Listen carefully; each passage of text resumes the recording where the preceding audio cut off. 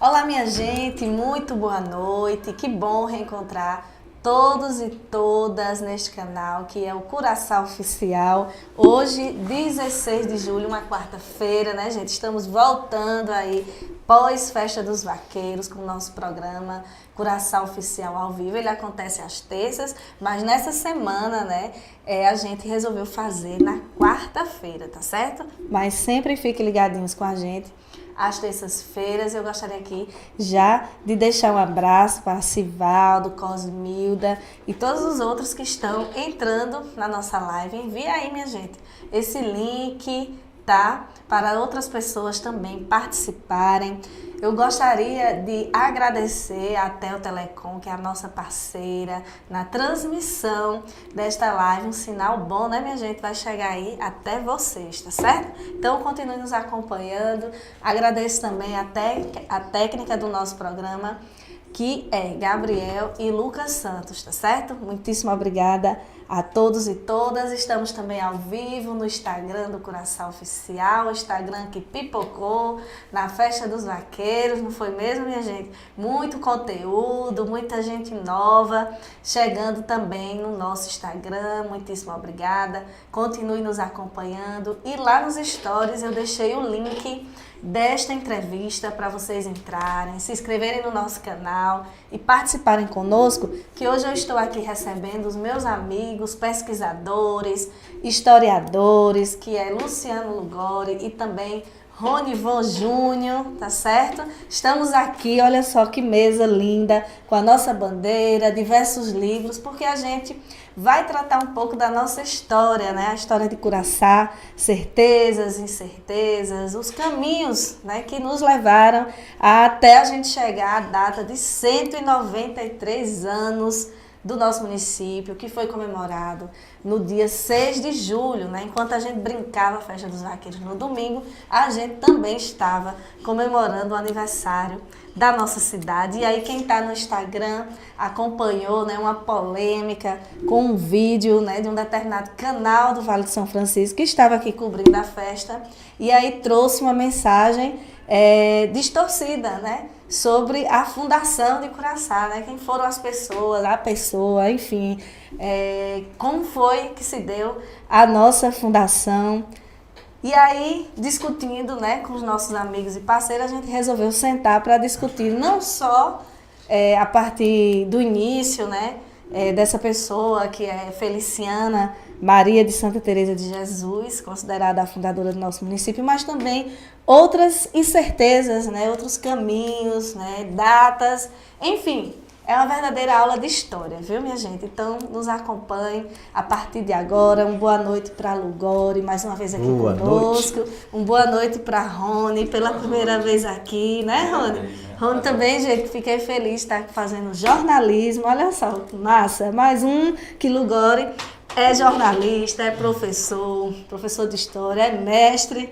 Lugori é uma série de certificados. E Rony é professor de História e também agora está iniciando o curso de Jornalismo. E eles dois compõem, né, o grupo do Acervo Curaçaense. Quem está no Instagram, segue lá. Acervo Curaçaense, tá? Lugori é o presidente do Acervo. E Rony também faz parte da diretoria, né, Rony? Então, Lugori, muito boa noite. Eu vou conversar aqui. É um bate-papo, viu, minha gente? Não é tão uma entrevista, né? Tão... com perguntas, assim, a gente vai discutir aqui os nossos temas. Lugori, é uma história longa, né? Bastante. A gente tem aí 193 anos do nosso município e a gente vai puxando aqui, né, as teias, né, vários livros que a gente tem aqui. E eu gostaria que você trouxesse aí, Lugori, você como pesquisador também do acervo, professor mestre, o que é que a gente tem aí do início, onde foi que tudo começou, né, do nosso município?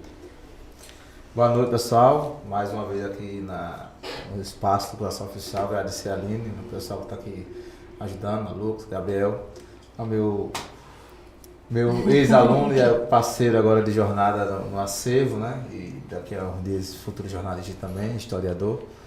E o pessoal que está acompanhando aí no Instagram, né? No YouTube, Curaçá Oficial. Como a Aline já disse, como já me apresentou, eu me chamo Luciano Lugori.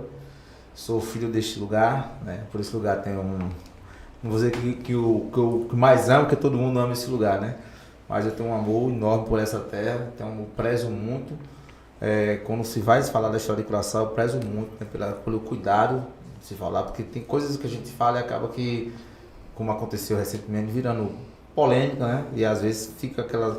A gente já vive muitas dúvidas na nossa história e acaba que acontecendo situações como essa que às vezes a gente quer evitar polêmica, né? Acaba polemizando, mas enfim, vamos fazer uma conversa, até porque o título do encontro, né, já diz tudo, né? Que é mudanças, permanências e incertezas e certezas, né? O que a gente tem ao longo desses anos, a gente considerando essa data, que a gente, né, em 1832, que deu agora 193 anos, né? Entretanto, existem outras coisas que a gente pode sim, aqui nesse momento aqui, questionar, obviamente, porque pesquisador faz isso, né? A gente tem que ter o compromisso, obviamente, de respeitar quem pesquisou antes da gente. Se for para confrontar um dado, a gente precisa percorrer o caminho que foi percorrido e assim, de fato, realmente contestar, se vier contestar ou reafirmar o que já está escrito pela história. E aí, você me pergunta quando começou. Aí é aquela coisa, se a gente pegar... Eu sempre ressalto nesses trabalhos, eu estou vendo aqui que o Valberto está acompanhando lá eu acho que do Patamuté, né, Valberto? Eu sempre começo com João Matos, porque para mim João Matos é a maior referência da nossa história. Rony também é de Patamuté. E assim, é um cara que eu admiro bastante e é um cara que às vezes eu acho que é um pouco... as pessoas às vezes, até mesmo dentro das escolas, a gente não debate muito a importância de João Matos para o Curaçao. Eu digo isso por quê? Porque João Matos foi a pessoa mais próxima, né? Mais próxima assim, lá, né, dos tempos imemoriais, que teve essa preocupação de registrar algo, né, sobre a história de Curaçao, né? Foi uma monografia que foi apresentada no 5º Congresso Brasileiro de Geografia, que ocorreu em Salvador, em 1916. Né? 10 anos depois, essa monografia foi publicada no formato de livro, que está aqui. A gente sempre questiona porque as pessoas do Curaçao, as que poderiam contribuir para que a gente colocasse esse livro na escola, porque esse livro é muito importante para a nossa história. Ele é que vai dizer, é que vai dar luz a essas dúvidas que existem aqui. E ele, como foi a pessoa mais próxima lá da origem, dessa origem mais recente, né? Que a gente for pegar lá de 1562, da história lá do Luís de Grando, do padre que era da Companhia de Jesus, que veio catequizar os índios, aquela coisa toda. Então é uma outra história muito mais longa, né? E a gente infelizmente não tem esses dados. João Matos, ele fez isso. Né? Ele teve acesso a algumas cartas, né, alguns alvarás, e ele publicou aqui na íntegra, inclusive nesse livro aqui. E eu falo de João Matos, realço a importância de João Matos para Curaçao, desse livro, Descrição Histórica e Geográfica do município de Curaçao, porque ele faz um percurso bem interessante. Né? Porque, como eu disse, ele menciona esses dados, essas datas, que são as datas que a gente considera hoje. Entretanto, ao longo desses 100 e poucos anos do trabalho de João Matos, muita coisa aconteceu. Por exemplo, antes de chegar nos 193 anos ali, porque aí, se você pegar algumas revistas dos anos 80, vou citar aqui 2 prefeitos, porque é bom dar logo uns nomes, né? Que tinham relação com a mídia da época, né? Tinha Totti, que tinha relação com a revista Com Você, né? E outra revista que tinha na outro jornal que tinha na região de José de Petróleo, que fazia esses trabalhos. E eles gostavam de fazer isso, né? Claro, para divulgar as ações que eles faziam e para destacar o trabalho, a história de Curaçao. E aí, nesses documentos, né, que hoje é um documento histórico, apesar de ser um documento, um recorte político da época, mas nesse recorte tinha essas datas. A gente vai encontrar muita contradição. E isso acabou que, né, foi repetindo, sendo repetido, tanto que até um dia desse, se a gente pegar a lei orgânica do município, a primeira lá, que é de 1990, a data que estava lá era outra da que está hoje, né? Hoje já está reconhecendo lá como 6 de julho, como data oficial, né? Mas por um tempo a gente comemorou 2 aniversários. Não? Você acha que era nem nascido ainda, feriado, mas a gente já chegou a aqui 2 aniversários, né? 30 de março e 6 de julho. Era. Aí o que acontece? Recentemente, tem uns termos que quando a gente vai fazer a pesquisa, eles aparecem. Inclusive o próprio nome termo, né? O nome termo aparece, o nome vila aparece, o nome arraial aparece, né? O nome julgado, né? Esses nomes aparecem. A gente precisa se apropriar desses termos para que a gente entenda, né? Esse deslocamento, né, que aconteceu até mesmo, você fala da questão de territórios, né? Uma hora estava ali ligado a Centro-Sé, outra hora estava ligado ao próprio Juazeiro, a Jaguarari, a Jacobina. E aí, ao longo do tempo, isso foi sendo modificado. O doutor Wellington, recentemente, tem uns 3, 4 anos, não recordo a data, ele fez um artigo que publicou no blog, salvo engano, do Geraldo José.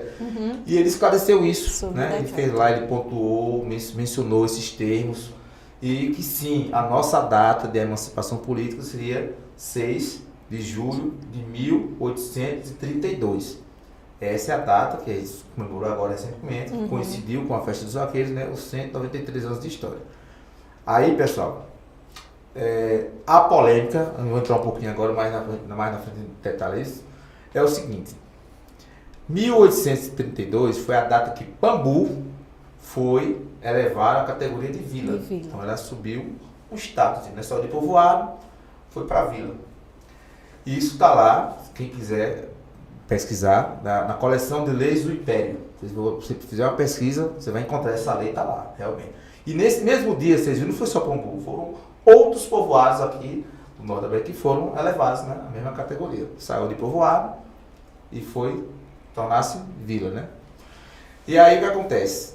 Beleza, Pambu, a gente está em Pambu, que hoje não nos pertence mais, né? Territorialmente pertence a outro município. Alguns anos depois, exatamente 21 anos depois, já tem que coincidentemente era no dia 6, né? Só que 6 de julho, houve essa transferência, né? A gente vai encontrar, inclusive tem um documento, um jornal católico, que tem um relato no padre falando, né, dessa mudança que tem acontecido, que algumas pessoas estavam inconformadas, né? Aí tem a história do santo, como depois pode contar a história do Santo Antônio e tal. Enfim, trouxeram toda a questão administrativa de Pambu para aqui, alegando aquela questão dos povos, era mais fácil aqui e tal, localização. E já existia um lugar aqui concomitante, né? Já tinha lá Pambu, já tinha aqui o sítio Bom Jesus, já aqui também chama. Você vai encontrar em documentos como Porto do Capim Grosso. Isso lá em 1853, né? Então tudo certo, tal, vinha para cá a parte administrativa. Naquela época, Pambu ainda pertencia a Curaçá. Só mudou mesmo a questão da sede, né? E aí foi quando? Dia 6 de junho de 1853. Foi nessa data que, 100 anos depois, o pessoal se reuniu, bacana, Curaçá fez 100 anos. E aí é onde a gente começa. Se a gente é de 1832, o centenário tem sido já em 1932, né? E não em 1953. E aí, cadê o livro? Esse livro aqui. Esse livro também, tá aí, não sei qual é a câmera, aqui. É de 53, né? Aqui é o que a gente comemora, tá aqui, livro do centenário do município e da paróquia, né? Como eu disse, foi feita essa transferência. Então, o pessoal tudo lá do Pambu vieram para cá. Aí o que acontece? Nessa data aqui, foi que reuniu-se, né, para algumas apresentações lá na praça onde hoje é a Praça São Benedito. Isso eu digo porque tem umas fotos que Dona Valdelina me passou e tem as fotos lá com as apresentações, inclusive dos vaqueiros, né, dos indígenas. Foi aí onde surgiu, né, quem diz, a festa dos vaqueiros, né? Que também é outra polêmica que acontece. Quem sabe que a gente comemorou agora 72 anos de festa, mas a gente sabe que não foram 72 anos de festas, né? Tem 72 anos que a festa começou, o encontro começou. Mas aí é outra história. Mas enfim, aí fecha essas datas, né? Aí 32, 853, 1953, 100 anos e agora nessa data. Nesse meio termo aí, nesse tempo aí, o IBGE lá baixou uma portaria lá que a partir de tal ano, as cidades, né, seriam os povoados, tal, as vilas iam ser denominadas de cidade, né? Aí, e aí começou outra confusão, que foi essa comemoração da data de aniversário da Estação C, comemorada no dia 30 de março. Eu ainda estou com quase 42 anos, eu ainda passei por isso, tive essa comemoração, inclusive, como disse, nessas revistas que o pessoal lá, que tanto o seu Aristóteles Loureiro quanto o Teodomiro Mendes, em publicações, essas datas estão lá, 30 de março. 30 de março. Mas agora não, agora estamos já resolvidos, né? Assim, pelo menos oficialmente está lá na lei orgânica, a nossa data é 6 de julho. Mesma coisa acontece com o nosso hino também, que é outra polêmica também. Mas enfim, gente, para a gente entender, a lei perguntou quanto tempo temos de história. Aí eu vou jogar essa pergunta para você de volta, você é historiadora e pesquisadora, e para o público também. Porque, por exemplo, o que é que define o nascimento de uma cidade, do município? O que é que define que fulano, ou ciclano, ou beltrano é fundador ou fundadora de um determinado lugar? A gente sabe que as cidades mais interioranas, né? Mas, na verdade quase todas, né? Elas surgem a partir de quê? Da construção de uma igreja, né? Constrói sua igreja e ali ao redor da igreja começa, né, a surgir o povoado. Curaçao não foi diferente, né? Pambu tinha uma igreja e tem, né? E Curaçao também tem uma igreja que aí, segundo os relatos que estão nesses livros que estão aqui na mesa, foi iniciada em 1819 e a primeira missa foi em 1835. Né? Então a igreja aí tem também aquela igreja que está ali, na margem do rio, naquele espaço, né? Que a gente chama de Curaçao antigo, Curaçao mais velho, tem mais de 200 anos, considerando essas informações. E aí, Aline, como eu disse, eu tenho a minha tese, a Aline fez um livro que leva o nome da fundadora, né? Herdeiras de Feliciana, e eu tenho me debruçado bastante em descobrir quem de fato foi Feliciana. E em alguns momentos, inclusive aqui com a Aline, eu já tinha questionado isso a Aline aqui, sobre alguns dados, né, de Feliciana, e em alguns lugares que eu vou, quando me chamam para falar da história, eu tenho questionado, não pelo fato, vou deixar aqui claro, porque hoje tudo gera polêmica, né, gera, não sei o que, porque atrito, mulher, né, não pelo fato de ser mulher, pelo contrário, se foi uma mulher, como está aqui relatando essa história, a gente precisa, de fato, valorizar ainda mais essa história, reconhecer ainda mais essa história. E a gente precisa trazer isso mesmo assim para as pessoas que Curaçao foi fundada por uma mulher guerreira, uma mulher que, segundo que a gente conta, uma mulher poderosa, né? E que influenciou na construção da nossa igreja, né? Então, João Matos, ele não menciona o termo fundadora, mas cita, né? Cita que a terra pertencia ao esposo, né, dela, e que lá nesse espaço, né, foi onde surgiu a nossa igreja. E aí, Aline, nesse livro aqui, que você publicou em 2012, eu estava lá com você, pega esse aqui, Rony. Tem um livro aqui, gente, de Elcio Torres, que ele traz uma árvore genealógica, e eu acho genial, porque ele fez uma árvore genealógica a partir de Feliciano, né? Não tem os ascendentes, mas tem os descendentes, né? Então, tá aqui um livro. Para quem não conhece ainda, é bom conhecer, porque tá aqui algumas, não foram com essas famílias, obviamente, gente. Tiveram outras famílias que ajudaram a povoar Curaçao, e essas pessoas precisam também escrever suas histórias, eles precisam escrever outras versões, né? O que aconteceu também em Curaçao, mas tá aqui a versão de duas famílias que ocuparam, né, Curaçao, que foi o pessoal Coelho, Aquino e Torres, né? E aí Elcio traz um pouquinho dessa biografia dela, não de si, mas assim, dos filhos, dos netos. E aí, para quem conhece Curaçao, aquela praça aqui, o nome de Feliciano, que é ao lado da igreja, ali, que leva o nome dela, se a gente for fazer a volta naquele quadrado ali, vai ter nome de filho de um lado e nome de neto do outro lado, né? Então, para quem não sabe, ali Coronel Pombinho, tá tudo relacionado ali, né? José Santos Torres, a esse círculo ali, aquele quadrado ali, próximo ali à prefeitura. Para não ficar só me falando só, porque eu falo muito, gente, e como é da história de Curaçao, me foco pra caramba. Se tiver alguma pergunta, alguma coisa, tem aí, além de alguém, pode então falar, que a gente vai tentando ajustar. Gente, mas assim, a gente quando colocou o nome incertezas, é porque a gente precisa realmente ter um fato concreto. Quando eu falei da questão da lei imperial que ele levou, existe a lei está lá, está publicada, você vai lá, você vai encontrar a lei, assim como vai ter a lei para alteração toponímica, né? Porque era concomitante, existia Pambu, já existia um lugar chamado Capim Grosso, um lugar chamado Sítio Bom Jesus, Porto do Capim Grosso, já existia o próprio nome Coraçá em algumas pesquisas que já, né? Sertão do Coraçá, né? Então isso existia, né? Ao mesmo tempo ali. Então, a gente foi Pambu, né? Depois veio para cá, para o Porto do Capim Grosso, para o Sítio Bom Jesus. Anos depois teve a primeira, aí tem um documento, está aqui, 3047, o número do decreto, do dia 30 de janeiro de 63, foi quando teve a nossa primeira alteração toponímica. Aí de fato, a gente passou a chamar-se Capim Grosso. Anos depois, aí teve, né, um outro ato, já em julho de 1990, que já mudou para Curaçá. Não se tem, assim, não tem a justificativa, né, do nome, mas tem um documento dizendo que foi mudado, né, esses nomes. Então, aí, desde 1890, nós somos o que somos, com esse nome, né, Curaçá, que segundo o dicionário, né, Tupi, Guarani, que está exposto no livro, significa, né, paus traçados, que remete à cruz.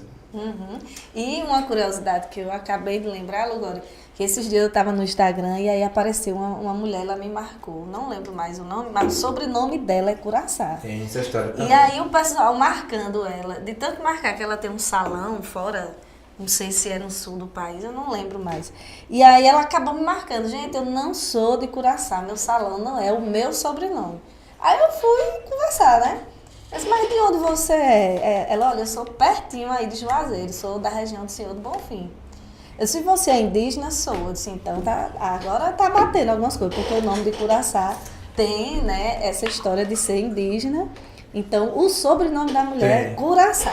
Tem uma família com então, esse nome. Tem, né? Então, chegou até nós. Coraçá, né? Coraçá. Isso. Sertão do Coraçá, né? Sertão do Coraçá. E aí, Lugori falou, e aí nesse instante eu abro para o meu querido Rony, né? Sobre o livro Herdeiras de Feliciana, né, gente? Foi um trabalho que eu desenvolvi quando eu estava terminando o curso de jornalismo na UNEB, sobre a orientação da professora Andréia. A gente fez perfis de mulheres de Curaçá, né? A gente não tinha ainda um trabalho que falasse sobre as mulheres, né? Que trouxesse essas histórias. E aí, como Curaçá, né, a gente tem Feliciana como fundadora, né, Lugori, e alguns escritos a gente tem. Então, a gente tem um perfil de Feliciana, mas esse perfil, como a gente já discutiu aqui com o Lugori, né, tem suas divergências, suas incertezas, porque eu fiz através do que a gente vai escutando da história oral, né, o que vão dizendo, por exemplo, o que me passaram. Que Feliciana tinha uma casa ali próximo à igreja matriz. Né? E quem estiver assistindo, que for morador de Curaçá, que era a casa de Dona Titinha. Não, vizinho a Titinha, né? Na esquina mesmo. Isso. E lá realmente tinha antigamente um negocinho em cima. Um mirante, né? E aí dali o que nos conta, que Feliciana era uma senhora feudal, ela era dona de terras, ela tinha pessoas que ela escravizava, né? Ela observava os escravos, né? As pessoas que ela tinha como escravos ali na igreja, né? Construindo a igreja matriz.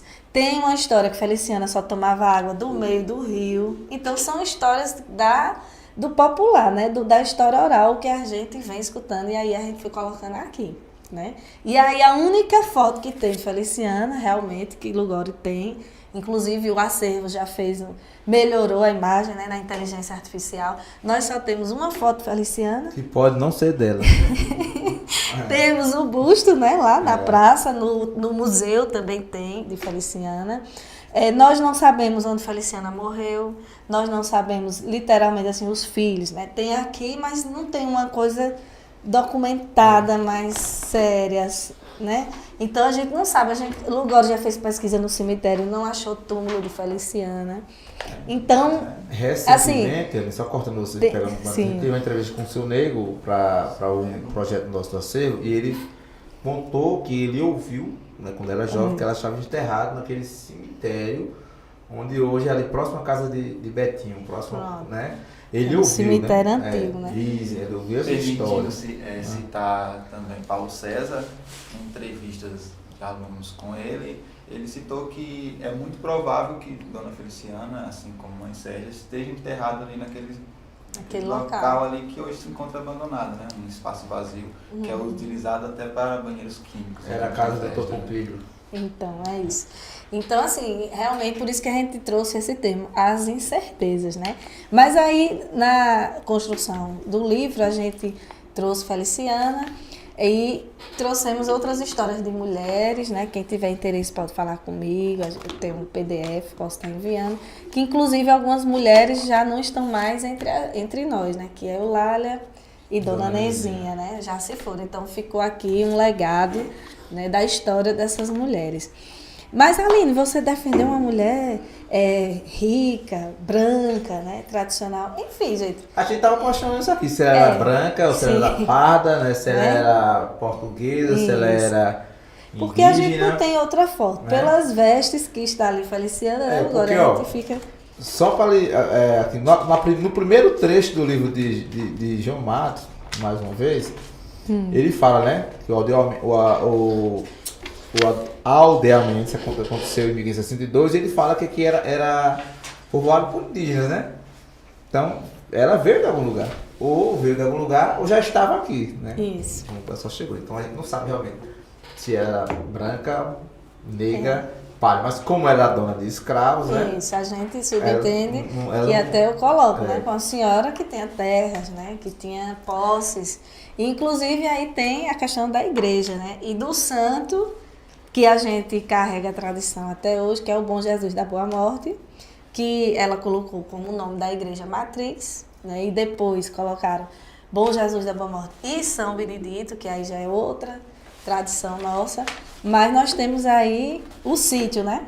O que é que a gente entende, o que é que a gente conhece nas escolas, Rony como professor, que é que a gente passa para os alunos, que aqui era um sítio, Bom Jesus da Boa Morte, que Feliciana era a dona, que foi ela que criou a igreja, que daí foi surgindo, as pessoas virem para cá e ela se tornou a fundadora. Essa é a nossa história que a gente foi aprendendo, né, ao longo do tempo. Então, Sim. É o que ele falou novamente, desculpa, agora, violento. Talvez isso sim, né? Dada essa importância para a construção da igreja, essa homenagem foi uma homenagem póstuma, bem póstuma, foi bem póstuma mesmo, né? Porque como isso primeiro foi João Matos deveria ter mencionado isso lá atrás, né? Ter mencionado da importância, né, disso. Mas aí anos depois, eu imagino assim, não é toda cidade que você tem uma pessoa para considerar fundadora. Existe um grupo, né, de pessoas que foram importantes, né, para a povoação do lugar. Então, você não vai conseguir, tal lugar foi fulano e tal, né? Tem lugares que não tem, é um grupo de pessoas. E talvez existiram outras pessoas que foram importantes naquele momento do coração.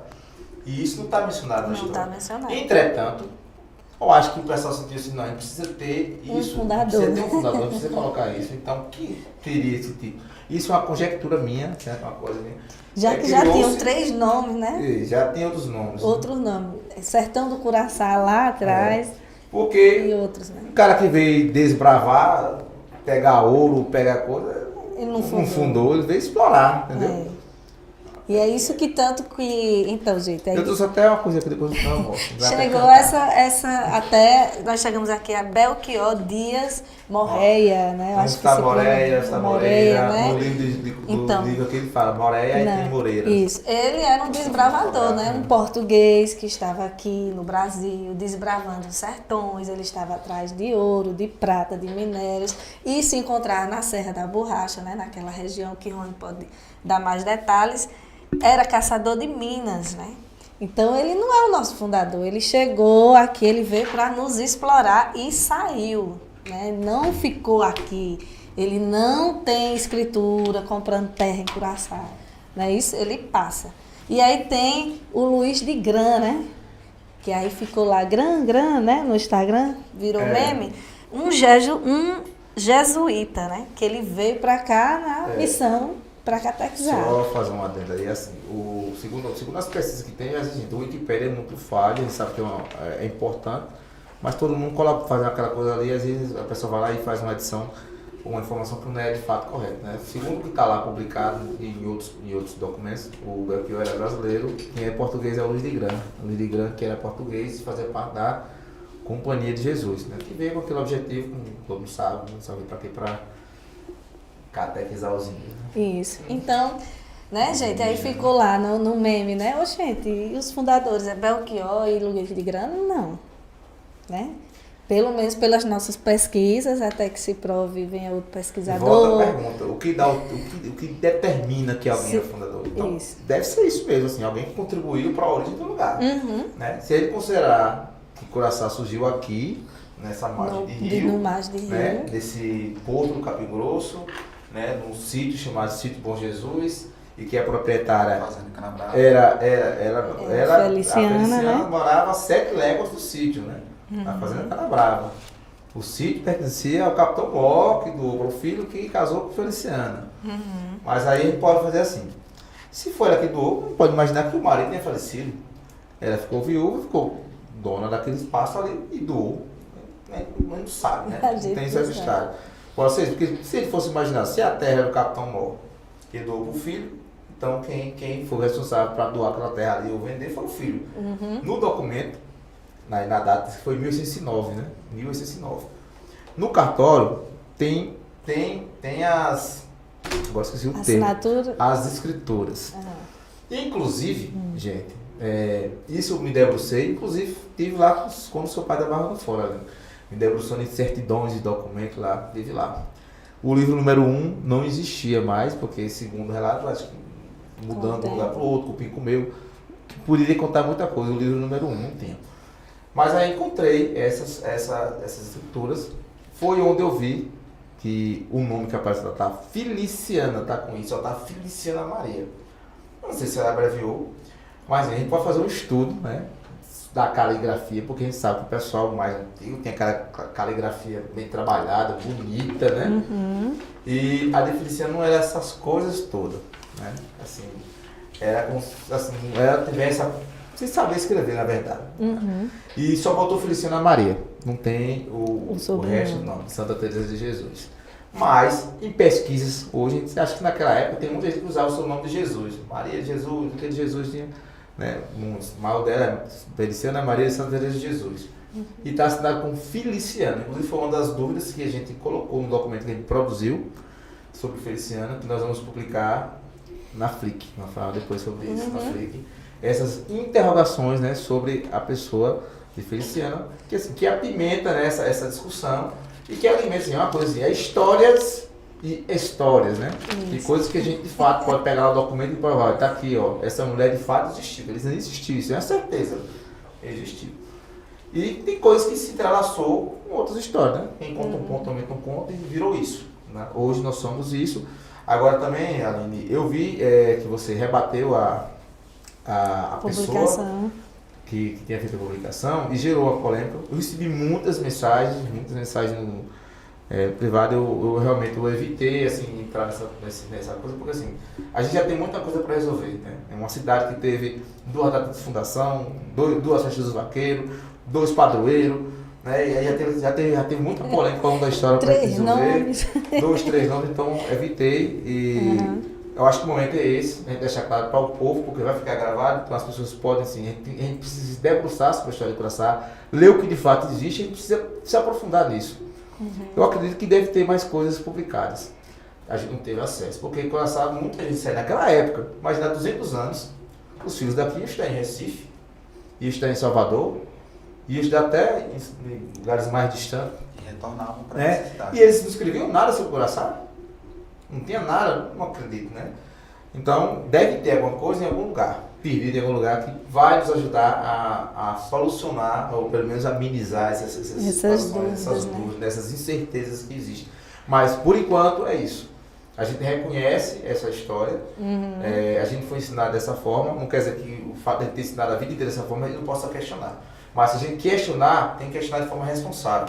Então, não é legal a pessoa chega aqui, que não conhece o fato da história, né? Eu vi aquilo ali como um meme, na verdade, para adquirir seguidores, curtidas, essas coisas, e deixar um legado ruim, porque cria essa dúvida nas pessoas, isso, desrespeito o trabalho que você já fez, inclusive, aí, desrespeito o trabalho que o outro já fez aqui, o próprio trabalho do João Marcos, porque Por falta de quê? De conhecimento ou foi uma pesquisa rasa? Não justifica, pesquisei no site, não sei de onde, estava lá e publiquei. Então, se não sabe, gente, não faz. Rony, e a sua opinião sobre esse fato polêmico, né, que a gente viveu na última semana, né, com essa publicação que tiraram, né, Feliciana, fundadora do município? Boa noite, eu gostaria de agradecer a Aline pelo convite, né? Agradecer também a Lugori por proporcionar esses momentos, porque por estar aqui eu tenho certeza que ele é uma das pessoas que mais me influenciaram a entrar nesse caminho da pesquisa, do jornalismo, desde o José Amâncio, do antigo José Amâncio, que não existia ainda quando ele era meu professor. Aline, sempre gosto de falar para os meus alunos, e quando estou em aula também, da importância de lidar com as fontes, da importância da seriedade que é a história. E hoje, quando nós vemos algo desse porte, onde uma influenciadora, onde uma pessoa que influencia, o nome já diz, influencia pessoas que tem milhares de seguidores, vão assistir aquela entrevista, produz tal conteúdo que, para chamar atenção, desrespeitando, de certa forma, as pessoas que trabalharam duro para produzir um conhecimento até então raso, que não é tão profundo. Ela chega de uma forma comediante, cita o nome de Belchior, o cantor Belchior, e sem se aprofundar. Mas quem foi Belchior? Belchior, pelos ditos de João Matos, Belchior foi um jesuíta que veio nessas terras em 1562. Foi a primeira pessoa a vir à terra de Curaçá, a conhecer esses terrenos, e desbravar. Para entender um pouquinho disso, tem que entender um pouquinho a história da colonização no Brasil, onde os portugueses veio a missão jesuíta de Portugal para catequizar os indígenas dessa região. E quando Belchior entra nesse território, ele vem para desbravar, para catequizar os indígenas, mas numa missão que não foi bem sucedida, como o próprio João Matos descreve aqui, não foi uma missão bem sucedida. Logo após, ele cita outras pessoas que pode ter sido influenciado como o próprio bandeirante, Pedro Barbosa Leal, que em 1675, ao se deparar com tudo que Belchior já tinha visto aqui, Belchior, um bandeirante que veio aqui, ele fala com profundeza sobre o Ouricuri, a fazenda Ouricuri, que está até com Y aqui na antiga ortografia. Que região é essa que fica ali próximo de Patambuté? Ele fala do contato que teve com o salitre, com o salitre, que era uma pedra, com o olho d'água da borracha, com a serra da borracha, com a geografia daquele local e também sobre pedras que eles encontravam ali próximo que poderiam ser valiosas. Mas também foi uma missão não sucedida, que não foi bem sucedida. E mais tarde abre caminhos para a colonização. Pouco à frente, como o Lugor já havia comentado, e ele deixou esse campo para mim falar, lá muito tempo mais na frente, falam do encontro de um santo, Santo Antônio em Pambu. Santo Antônio, que foi encontrada a imagem de Santo Antônio em Pambu e que passou a ser reverenciado aquele local, que mais tarde vai se tornar um local significativo para a história de Curaçá, que aos poucos vai sendo esquecido. Vamos esquecendo, como o próprio João Matos descreve no seu livro de Descrição Histórica e Geográfica, eles vão sendo abandonados. E, consequentemente, chegando agora, que é outro livro muito importante para entender a história de Curaçá, Caminho de Curaçá, de Esmeraldo Lopes. Esmeraldo Lopes cita a dona Feliciana Maria de Santa Teresa de Jesus, com o padre morando ali, a propriedade do sítio deu providência, pediu ajuda das fazendeiras e mandou vir escravos para trabalhar na construção da capela. Agora existia 2 capelas, 2 sedes, 2 padres, 2 locais, 2 nomes, e daí em diante Pambu foi esquecido. Mas por que Pambu foi esquecido? Porque aqui no Bom Jesus da Boa Morte tinha os políticos importantes, tinha aquelas ditas que eram importantes. Aí que vem a justificativa. Seria Feliciana negra? Seria Feliciana branca? A gente sabe que naquela época, 1800, século XIX, a figura feminina já não era tão respeitada. Não é hoje? Não é hoje, né? Imagina naquela época. Né? Imagina naquela época. Agora imagina uma mulher negra comandando um sítio, ditando regras. É praticamente utópico. Aí que surge a figura de Florencio, que era seu esposo, que era dono das terras doadas por seu pai, João Francisco. Pelo seu pai Francisco. Isso. Entra a questão. As terras foram doadas pela Casa Torre em 1842. O documento é 42, né? 42, 46? Isso. 42. Mas tem a assinatura de Feliciana de 1809. Qual é a coerência nisso? Não há uma coerência. Como ela vendeu as terras antes de adquirir a esse senhor? Então é muito complicado trabalhar com as fontes. As fontes que nós temos de maioria orais.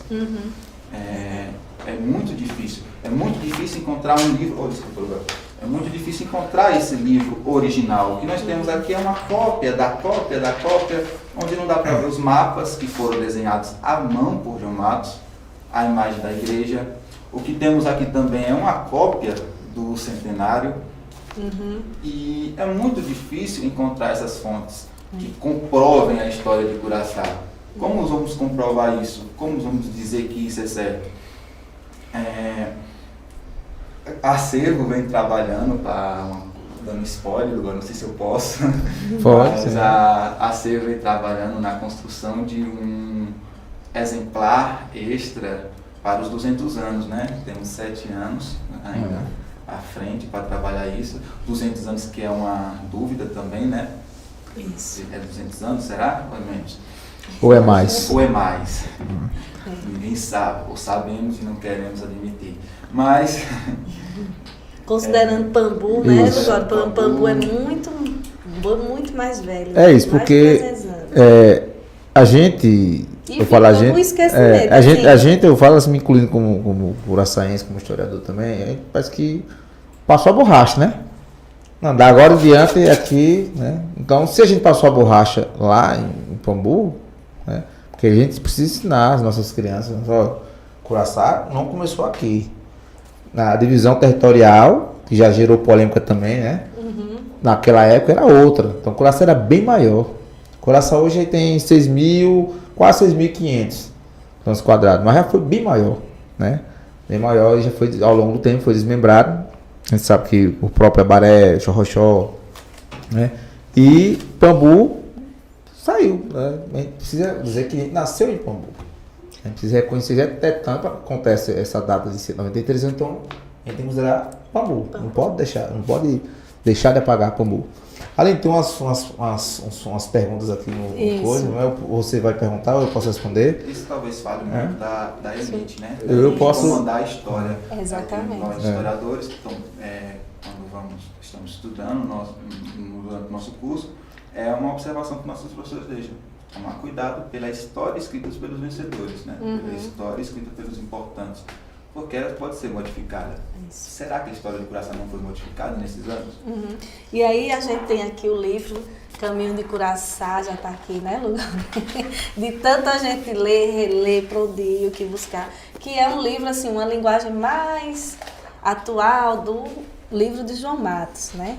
Está mais atual, mas ele também tem as referências no livro de João Matos. Então, quem está assistindo é uma opção. E eu vou ver aqui, Lugoro, tem muita gente aqui online, muita gente interessada. Agora estou tirando o osso aqui para enxergar aqui. Tudo bem. Arlete estava aqui online, Cleonice, Sivaldo, Rogério Sampaio, desejando aqui um abraço para a gente. Jean Marcelo Aquino está aqui também. Arnaldo Maré também está aqui. Raimundo Alves, Marcos Roberto,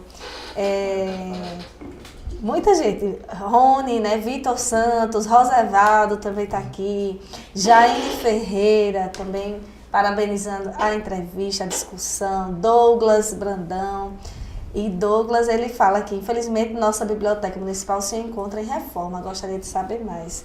Pois é, Douglas, a gente não tem essa informação no momento. Esse material que a gente está aqui comentando tem no acervo já algumas coisas, né? Posso falar? Pode. Eu vou começar por baixo aqui, viu, gente? Tirei o osso aqui porque senão não enxergo, por incrível que pareça. Você vai falar de Valberto, mas Valberto, eu tinha comentado, eu ouvi que o senhor estava aqui na live desde o início. Sim, Valberto.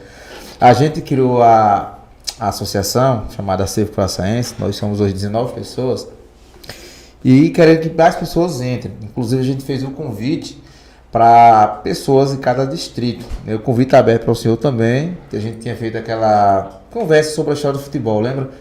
Para a gente registrar as histórias do futebol.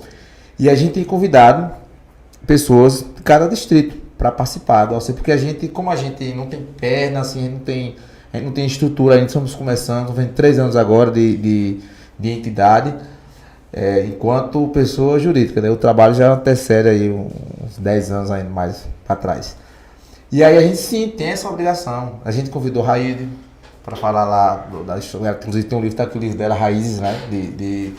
Lá em Poço de Fora e região. Convidamos a doutora Ela Oliveira para falar do Baú Vermelho. Tem o próprio Maurício Bim, que já tem 2 livros lançados, né? Sobre primeira sensibilização sobre o Baú Vermelho.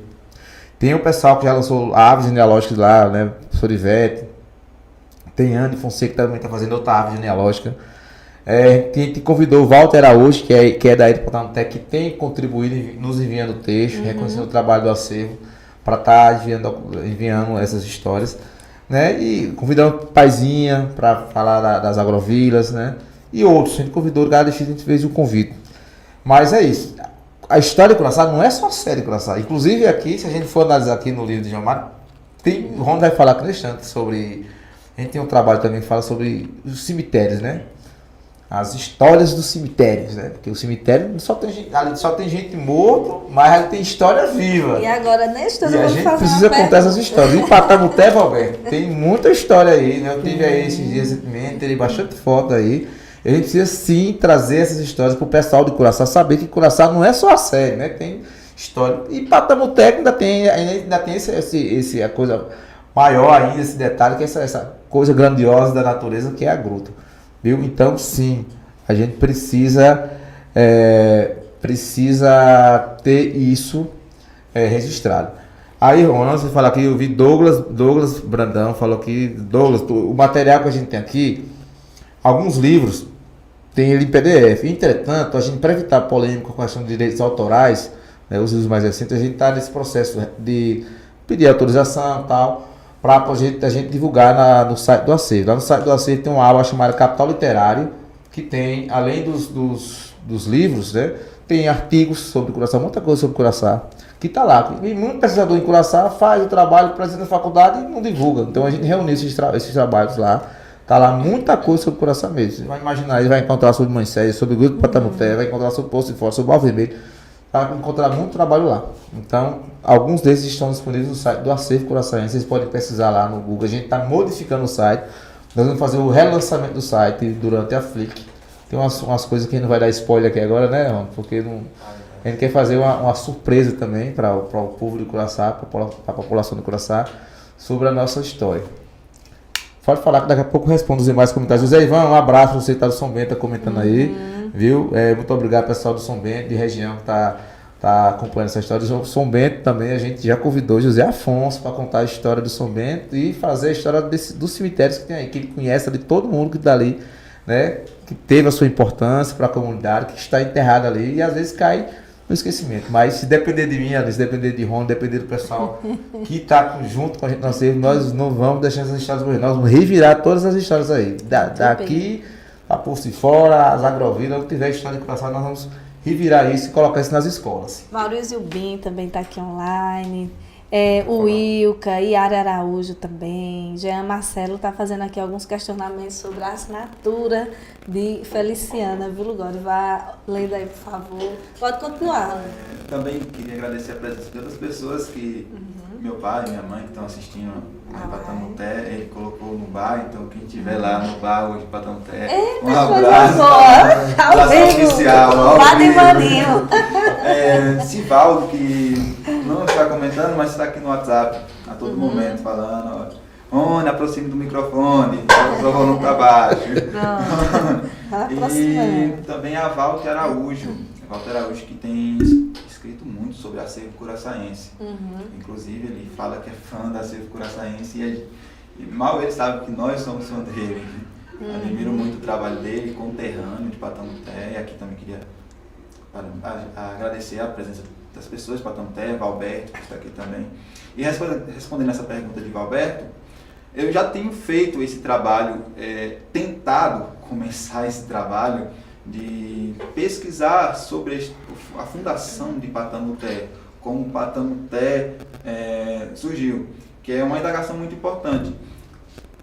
Curaçá se desenvolveu a partir de Feliciano, não a partir de Florencio, não através de Pambu, através de Capim Grosso, mas Curaçá é uma cidade, é um município com um território muito grande, que outroras não, os terrenos daqui não pertenciam integralmente a Curaçá. Posteriormente, deixa eu pegar água aqui para agora.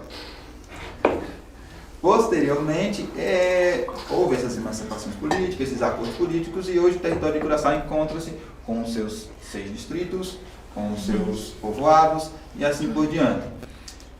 Eu acredito, essa aqui é uma opinião minha, eu acredito que a formação de Curaçá se deu de forma diferente, em tempos diferentes, em momentos diferentes. E quando vai se tratar de fontes, ficamos perdidos, porque não temos como escrever e a tradição oral, muitos já se foram. O que temos aí são fragmentos. Se um boato postado no Instagram traz tudo isso, imagine um boato que é falado há mais de 200 anos, há mais de 100 anos. Chega, nos dias de hoje, mandaram tirar mais o microfone. Chega nos dias de hoje todo fragmentado. E Patamuté é um exemplo disso. O próprio nome Patamuté vem de palavras indígenas que significa anta caiu na água. Aí conversando com outro professor, que era o professor Wagner, e vem essa indagação, que anta em Patamuté? Que água em Patamuté que não tem rio, que não tem poço? Que anta caiu na água? Que povo indígena que não se sabe que vivia ali para se dar esse nome? De onde veio isso? Aí vemos aqui em Curaçá, em 1809, Feliciana doando a terra ao padre para a construção da capela, que são informações fragmentadas, que a terra veio em 1842, mas temos túmulos de 1822 em Patamuté. Túmulos que, se formos ver, como esses túmulos, quem eram essas pessoas que estão enterradas ali? Onde o cemitério é de mármore, de pedra, onde a lápide escritas com tantos detalhes, com tantos desenhos barrocos. Quem eram essas pessoas que, ditos nesse momento, são pessoas importantes? Como eles chegaram ali e eles não estão escritos na história? Isso mesmo. Aí eu destaco um sobrenome, que inclusive eu pesquisei bastante, ninguém vivo ali em Patamuté consegue dizer quem eram essas pessoas, que é a lápide que dá para perceber melhor os detalhes, que é um Balduíno Mendes da Silva. Balduíno Mendes da Silva, que faleceu em 1822. Pessoas, entrevistei já o falecido Mundinho, que morava próximo a esse cemitério, não conhecia e não consegue encontrar. São o que João Matos descreve no seu livro, histórias mortas, histórias esquecidas, histórias que não são lembradas. Sim. E tratando de Patamuté, temos também, Valberto está ouvindo, temos também o seu familiar, que eu não vou saber dizer agora se é tio, avô, João Matos, Galdino Matos, que foi bem importante para o desenvolvimento daquela região, construção da igreja e etc. Eu sei que você está fazendo bastante anotações. Eu estou olhando aqui, tem umas indagações. Você vai falar? Eu posso falar? Pode continuar. Vou começar de baixo para cima, porque aqui está Já perguntou se o Feliciano ou Feliciana pode ser pessoas diferentes. Pode sim, já ser pessoas diferentes. A gente viu na árvore genealógica que realmente os nomes se repetem. A gente vai ver o nome Cipião se repetir algumas vezes, né? O nome Feliciano se repete também. Pode ser sim, mas assim, em se tratando dessa parte, né, da pessoa que é mencionada no livro de João Matos, né, e aqui gera assim, porque, por exemplo, temos uma foto que a gente melhorou, essa foto que está publicada no livro Centenário, que é atribuída a Feliciana. Mas vamos imaginar, a foto foi inventada lá no início do século XIX, em 1827, 29, 28, por aí. A primeira foto de Curaçá que você tem conhecimento é a foto dada por um alemão chamado Augusto Riedel, que é aquela foto que pega a igreja ali, o cais, aquela foto ali é de 1868. Nem precisa dar, está lá entre 68 e 1870. Essa é a foto que se tem mais conhecimento. Até para tirar foto naquela época era mais difícil, né? Não era fácil. Então, que essas pessoas mais antigas a gente não tem. A gente vai ter uma foto de Coronel Pombinho, que seria um parente mais próximo de Feliciana, e a foto dele é de 1903, foi quando ele, né, no início já do outro século, né, já quase 100 anos depois. Então, tem muita coisa que realmente a gente não vai conseguir responder, então pode sim ser outra Feliciana. Douglas perguntou sobre o uso da biblioteca. Douglas, a gente entregou, que eu falo, agora estou falando em Constituição, a gente entregou um documento ao ex-secretário, né, já tem um ano e meio mais ou menos, e a gente já conversou com o Paizinho e com o Juscelia sobre isso, para a gente melhor aproveitar o espaço, tanto da biblioteca quanto do museu, né? Que são espaços que praticamente ficaram abandonados, né? As pessoas agora com o digital quase que não frequentam mais esses espaços, então, inclusive, se vocês observarem a placa lá da biblioteca, vai estar o símbolo do acervo do lado, porque a gente estava encaminhando isso e estamos agora tentando retomar isso para a gente gerenciar, enquanto instituição, esse espaço e dialogar com o museu, né, e com as bibliotecas escolares. Então, a gente precisa melhor aproveitar aquele espaço ali. E o analógico, o digital, o livro digital, a gente tentar atrair pessoas para ter esse sentimento, despertar esse sentimento, né? Assim, ó, aqui é meu lugar, eu preciso valorizar esse lugar, eu preciso me apropriar dessa história. Porque eu sou filho daqui, então eu preciso, né, reconhecer isso. Fala aí, Aline, daqui a pouco eu respondo mais aqui. Um abraço aqui mais, né, para a Anne, para a Viviane. Que bom que vocês gostaram, né, todo mundo aqui participando. Que bom que vocês gostaram desta entrevista.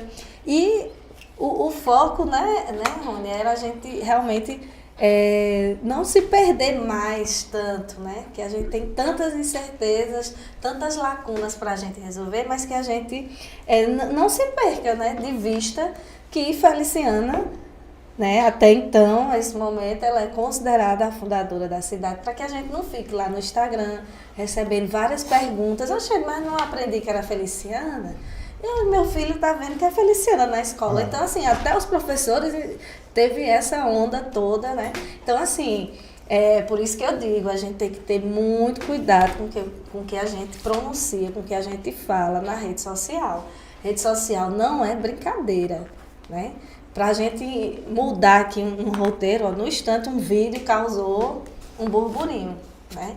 Então, a empresa até entrou em contato com o Curaçá Oficial, disse que iria fazer uma retratação, mas até o momento não me marcou, não vi, não enviou nada. Mas eu disse que aceitava e que era muito urgente e necessária essa retratação, até porque as pessoas da comunidade ficaram chateadas e insatisfeitas com aquela brincadeira, né? Que gerou não sei quantas mil, né, visualizações. Bastante. E tal, mas deixou a gente chateado, né, gente? Porque, como eu coloquei lá, o trabalho de pesquisa é um trabalho sério. A gente passa anos dentro de uma faculdade, a gente briga com o professor. A questão da história oral, não é fácil a gente levar uma fonte oral para uma banca de mestrado, uma banca de TCC e afirmar, a fonte me disse isso. É muito complicado. A academia tem professores que eles são bem caxias, bem exigentes, que eles aceitam mesmo a questão de ter mais fontes, mais livros, né? Mas onde é que tá? Tem que trazer mais coisas. Eu mesmo passei por isso na faculdade. Fui muito questionada para contar a história da Festa dos Vaqueiros de uma forma de jornal, né? O jornal que era o Diário da Região, que tinha muitos relatos da história da festa, então a gente ia lá e brigava. Aqui, o jornal falou, e aqui a fonte também está falando a mesma data. Então, assim, às vezes a gente sofre, existe a corrente da defesa da história oral justamente para fazer essas lacunas, mas tem alguns momentos que até a academia barra, né, e fica essa briga lá também. Então eu achei bastante necessário até que a gente esclarecesse, né, Lugório, essas Com lacunas. 193 anos de história, ou não, né, Lugório? Em relação a algumas datas, mas assim, a gente vai vamos considerar o que está... o que a gente tem vivido, o que está oficializado agora na lei orgânica. Em lei orgânica, o que é o feriado mesmo, que as pessoas, né, Isso. a gente já vem comemorando através do governo municipal, todos eles comemoram no dia 6 de julho. Isso. E é isso, gente. Eu acho que era isso o nosso maior objetivo, né? Tentar discutir essa Antes data. da gente finalizar, ainda tem umas perguntas para responder aqui, viu? Responda. Então, Cleonice Andrade, obrigado, Cleonice, por estar aí acompanhando. Acho que mãe também. Eu mandei o link para minha mãe, não sei se ela conseguiu acessar, mas eu sei que minha esposa, meus filhos estão assistindo, então, obrigado. Maurício, ele comentou aqui também, valeu, Bim. E assim, é bom destacar o comentário de mim aqui, porque assim, por um tempo questionou-se o hino de Curaçá, né? Que também não era o hino de Curaçá, era o hino do centenário de Curaçá, mas agora já está oficializado, também já está oficializado, agora sim é o hino de Curaçá. E Maurício, em um tempo, e os bichos escrotos, eles fizeram um contra-hino, né? Porque o hino de Curaçá estava muito nessa questão, nessa pegada que o Valberto falou, de focado aqui mais nas coisas da série, né?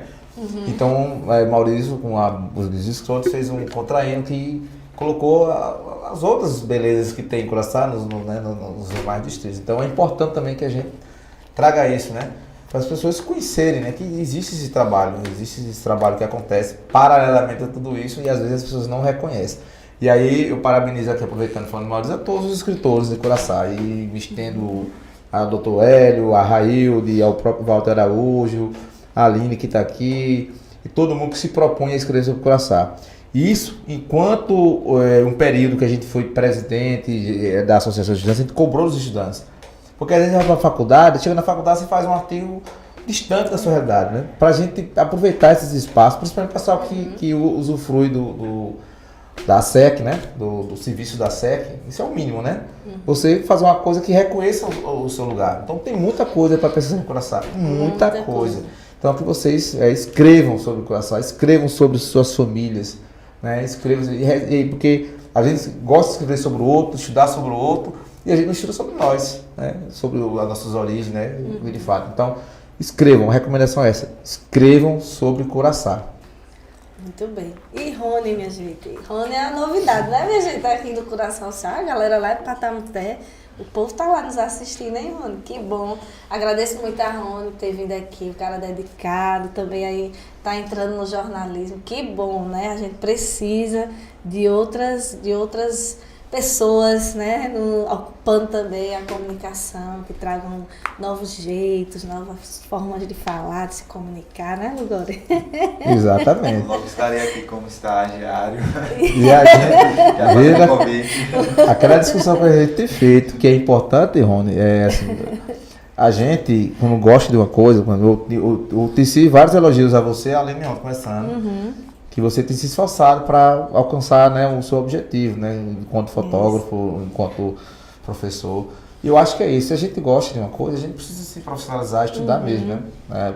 Aquilo, então, aqui de público, o Maurício Rony foi meu aluno, né? Não era cabeludo, não. E eu vejo hoje, ele assim, hoje é professor da sala de aula, então é importante que a gente reconheça isso, né? E que as pessoas, elas torce para que vá cada vez mais longe. Então eu estou na torcida e você não vai largar o acervo não, viu? Você abandonar não. Que o negócio é olha, já está finalizando, né? Só dois detalhes, gente, já que está falando de história de Curaçá, eu queria aqui aproveitar o espaço, ter esse trabalho que eu acho que deve continuar, certo? Aqui as meninas fizeram as meninas aqui do núcleo, né? Lília, Naira, Laila, Jacira, França, né? Fizeram esses dois livros.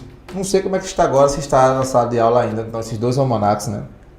Eu acho que o município deve continuar. Hoje eu conversei com a Ednária, está tendo uma sequência didática, ela está tendo uma sequência didática, está tendo a disciplina já de História de Curaçá, né? Além disso, a gente publicar esses trabalhos, né? Esses dois almanacs estão aqui de público, quero parabenizar as meninas. A gente participou ali, você participou também do Ano Fotos, a gente também participou do Ano Informações. Eu acho que a gente deve reconhecer, né, o esforço que foi para produzir esses dois almanacs. Aqui tem muita coisa sobre Curaçá aqui e as meninas produziram isso em tempo recorde. Imagina você dedicar, porque pesquisa, gente, é recurso, é tempo. Ninguém vai pesquisar, a gente vai daqui para estar no teto, tem que viajar, tem que deslocar, tem que comer, tem que dormir. É longe, então a gente precisa ser, digamos assim, financiado mesmo para fazer esse trabalho. E as meninas fizeram esse trabalho aqui em pouco tempo, está aqui um trabalho riquíssimo. Então, ele não deve ser abandonado, deve sim, a gente tem que fazer umas novas edições, corrigir alguns erros ou preencher algumas lacunas. O pessoal, faltou isso, rapaz, o que está aqui é uma riqueza enorme. Eu tive o prazer de participar enquanto pessoa e enquanto representante do Acervo Corações. Então, mais uma vez, parabenizar. E aí, gente, hoje, recebi já tem algumas vezes o pessoal pergunta sobre a nossa bandeira. Outra coisa que a gente precisa também saber sobre a nossa bandeira. As bandeiras têm essas cores aqui, aí tem essa bandeira aqui, ela não é impressa não, ela foi pintada, né? Por nossa pintora, que às vezes está esquecida ali, e aí o pessoal às vezes não reconhece mesmo o trabalho, né? E aqui tem uns detalhes importantes, aqui que tem um bode, né? Aí agora tem a figura da ararinha. Mas antes não tinha ararinha, né? Foi colocar depois o ararinha como elemento. E aí, hoje perguntou que serra é essa que tem na bandeira. Não vai dar para ver aqui, mas vou tentar levantar aqui para ver aqui dentro. Tem um desenho de uma serra, né? Que está aqui ao lado do rio. Que pode ser a serra lá que está do lado do rio mesmo, do outro lado de Pernambuco. Ou pode ser uma representação, a gente não sabe, ainda é só conjectura, se foi, por exemplo, a Serra da Borracha, né? Que é o que é muito mencionada no livro de João Matos. Aí, Aline, 100 anos do livro de João Matos. E também, no ano que vem, comemoraremos os 100 anos de Miguel Torres. Para quem não sabe, Miguel Torres, que hoje leva o nome do teatro, estará completando 100 anos. Fui informado que Rui Guerra, né? Rui Guerra, que estava com ele quando houve o acidente que ele morreu, estará na cidade brevemente. Rui Guerra já é um senhor, com idade bem avançada, estará na cidade. E a gente vai aproveitar, Aline, para conversar com ele e registrar essa parte da história de Curaçá, da importância de Miguel Torres para o cinema novo, né, para o cinema brasileiro. Então, que às vezes ficou muito tempo no esquecimento. As pessoas sequer sabiam quem era Miguel Torres, né? E ele saiu daqui muito jovem, morreu muito jovem. E tá aí a história para quem ainda quer conhecer. A gente tem alguns materiais no site do Acervo, mas como eu disse, a gente está reorganizando o site para republicar, então vai vir muita coisa bacana aí para vocês. E quem tiver material, gente, entre em contato com a gente, entre em contato, quem tiver foto, qualquer coisa, foto antiga, vídeo, a gente está inclusive com um projeto com fitas de VHS, mande pra gente, foto de santinho, tiver foto antiga, mande pra gente, porque a gente precisa, né, que seja uma coisa bem colaborativa mesmo, em todos os lugares, né, dos distritos, dos povoados, dos lugares mais distantes, porque a gente precisa registrar essas histórias. Muito bem, spoiler sobre a biografia? Pode dar, né? Pode dar. Né? O que ele vai lançar. Gente, ó, a gente vai aproveitar, Aline, a gente vai organizar a segunda Flick, né? A gente já está organizando, está em processo de reunião. Vai ser em setembro, final vai de ser setembro. Em setembro, né? Na terceira semana de setembro, né? Ia ser 18, vai ser 25 agora, né? De 25 de setembro. Então, a primeira festa foi um sucesso, a gente espera que essa também seja. E aí, da Flick do ano passado, que aconteceu em novembro, para essa da agora, a gente tivemos duas perdas grandes, né?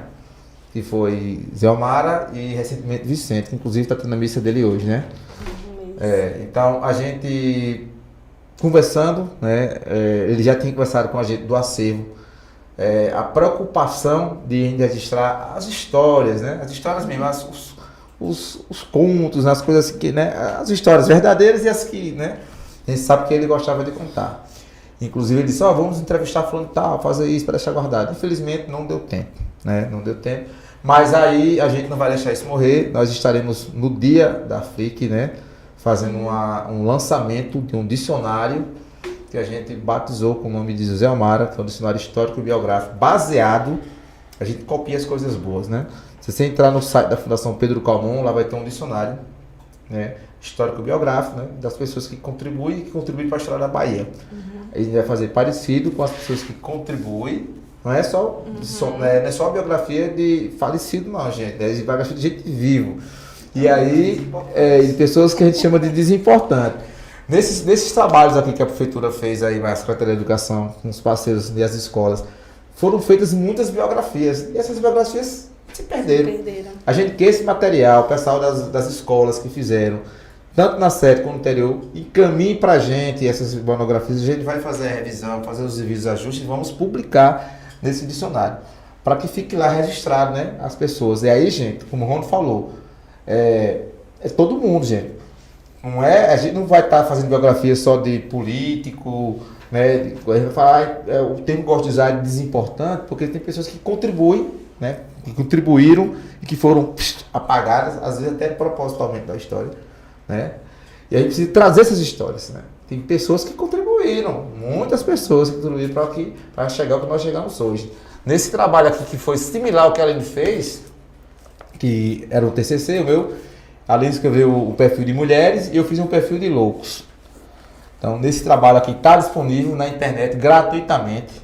Só botar Lugori aí, enquanto enlouqueço, vai estar lá no meu site, está disponível para download. A única coisa que eu peço é que cite a fonte, né, que for para respeitar o autor. É zero, é gratuito, é 0,800. Então, é bom que vocês façam a leitura, porque tem umas histórias aqui tem 10 perfis, 5 pessoas falecidas e 5 pessoas que são vivas, né, que fazem parte da nossa história. E aqui tem o icônico Zé Doido, o icônico Macacuí, tem a história do Domingo Doido, está tudo aqui nesse livro. E o livro é de 2015, está fazendo 10 anos esse ano. Estamos organizando com o artista plástico que libera a exposição. Ele inclusive já fez, pintou as fotos que estão aqui. Estamos organizando agora para o segundo semestre a exposição do livro Enquanto Enlouqueço, que está fazendo 10 anos esse ano. Como o tempo passa. Passa rápido, né? E nós vamos envelhecendo. Muito bem. É isso, gente. Eu acho que se tiver algum comentário aí, além para me responder, você diga quem responde. Só o povo Patamutém está conectado com essa oficial. Aproveitar e mandar um abraço para a professora Clésia. Eu agradeço a vocês, tá, por aceitarem o convite, que a gente tenha mais momentos como esse, que outras pessoas também venham para cá, né, para mostrarem o trabalho delas. E esse aqui é um espaço aberto e eu gostaria de agradecer, Lugori, aos nossos parceiros do Curaçao Oficial, até o Telecom, né, gente, que chegou aí com a parceria nessa transmissão, Grupo Casito, a Seis Móveis, TR Gás Curaçao, TR Construtora, a Adega e Distribuidora Pôr do Sol, JP Móveis, a Drogaria Bela Farma, a Peridente, a J Canete, a Clínica Bahia Média, a Joivan Loterias, a Óticas Melo, a Blue Sky Catinga, a Eletromilênio, a Gote Moda Masculina, a Ortorriso, Marcel Calçados, Marcel Magazine, Morena Fashion, Salão Denise Nunes, a Avanço Crédito Mix, Sindicato dos Trabalhadores Rurais, Vereador Rogério Bahia, Adriana Araújo, Posto Ararinha Azul, Loteamento Ararinha Azul, Expresso Solar, Posto Chapéu de Couro, Mai Cachos, muito obrigada. Agradeço também aqui a Gabriel e a Lucas Santos que estão colaborando com esta live pela transmissão. Agradeço a todos vocês. Eu gostaria que você finalizasse mostrando a camisa que você trouxe. Você quer polêmica, né? Mas antes, vamos falar uma coisa aqui, o pessoal está aqui querendo mal, porque o tempo passa rápido, a gente conversa pra caramba, né? Mas aqui, Ron, eu vi aqui que a professora Rosilene está aí, acompanhando. Rogério Sampaio, gente. Rogério Sampaio também publicou material sobre a história de Curaçao em forma de cordel, viu? Então, percebi agora que ele postando os stories dele, ele não marca os amigos, direto aqui, mas ele está lançando um novo livro aí, não sei se é cordel, não sei se é historiográfico, mas ele tem lançado um novo livro. Rogério, vem divulgar. Rogério. Pronto, Rogério, aí eu vi aqui Yara. Yara é minha amiga das antigas aqui, Yara Araújo. E tenho duas amigas chamadas Yara. Uma é Yara e outra é Yara. E as duas são Araújo, né? Coincidência. Valeu, Jean. E aí, gente, para finalizar aqui, Maurício, valeu também, que eu tô aqui sem enxergar direito. Eu queria aqui deixar só uma coisa aqui registrada, que são as pessoas que fazem parte do acervo, né? Então eu queria aqui agradecer imensamente, assim, de coração, porque às vezes, gente, pesquisa é chato, é cansativo, e eu gosto, eu amo esse lugar, velho. Eu faço aqui as coisas por prazer mesmo, por prazer. Mas aí deixa eu dizer aqui, ó, um abraço aqui para Deise, professora Deise, um abraço para Dione, um abraço para Elias Fonseca, para Eleusina Rodrigues, que é a nossa vice-presidente, para Fernando Sampaio, para Givaldo Rodrigues, para Jaqueline Lopes, que é vizinha nossa lá, e Jaqueline, que é a minha esposa, para o próprio Jean Marcelo, que já falou aqui, para Denis, para Juscelia, que faz parte também, para Júlia, né, que ficava na biblioteca, agora está no museu, né, Júlia, para Noelma, para Rony, que está aqui, para Rutinéa, que é a nossa contadora, né, para Sivaldo, nosso tesoureiro, para Yuri, que é meu filho, e para o Hélio Cordeiro Lima. Essas são as pessoas que compõem essa associação que veio, olha, a gente veio para, assim, eu acredito muito que a gente tem muito a contribuir. A gente ainda não foi reconhecido como deveria ser reconhecido, mas a gente não faz o trabalho só em torno de reconhecimento. O que a gente quer mesmo é incentivo. Né? E aí, já que ela citou aí 200 patrocinadores, de repente podia doar uns 2 pra gente aí, para que a gente pudesse, uns 2 pra gente, para que a gente pudesse, pelo menos, finalizar alguns projetos que a gente tem, inclusive montar o nosso podcast que está em construção. Rony, fala da revista, dá o spoiler aí pra gente finalizar. Junto com o lançamento do site, nós iremos também lançar a nossa revista, a revista Pambu. Inicialmente iremos lançar 2 edições, para depois ter o reconhecimento, ter o selo, o ISS, correto? O ISSN, que é o CPF, que é nosso CPF é o que garante nossa comprovação. Então, junto com o site, vai ter o lançamento dessa revista e pessoas que produzem textos, produzem artigos, estudantes que fizeram seus artigos, seus TCCs e enviaram para as faculdades e estão lá parados. Enviem para a gente poder... Revista Pambu. Poder mandar junto com essa revista Pambu. E queria agradecer aqui a presença de minha mãe, Lécia, que está comentando aqui, meu pai, Maninho, meu irmão João Vitor, Felipe, Maria, todos que estão assistindo aqui agora, Maurício, Caiala também, que disse que ia assistir, Rogério, Obrigada Ana e Gabriele. Obrigado a todos pela abraço. Lembrando que o nome Pambu não é por causa da polêmica não, porque o nome Pambu já existia antes, né, Ronda? A gente tava aí com a revista, a gente tá com ela já pronta, vamos para a 2ª edição, como disse, já tinha, e é justamente para a gente não desvincular, né, porque a gente não pode apagar Pambu da história, então a gente traz com esse nome justamente lugar elevado, lugar alto, né, que a gente vai com essa coragem que a gente tem, mesmo com a dificuldade, atingir o topo. Aliás, vamos passar, porque o topo é para os poucos, é para os fracos, né? E aí, para finalizar, gente, eu trouxe aqui essa foto aqui, que é do... Na verdade, eu trouxe... Cadê o violão? Para a gente brincar um pouquinho, né?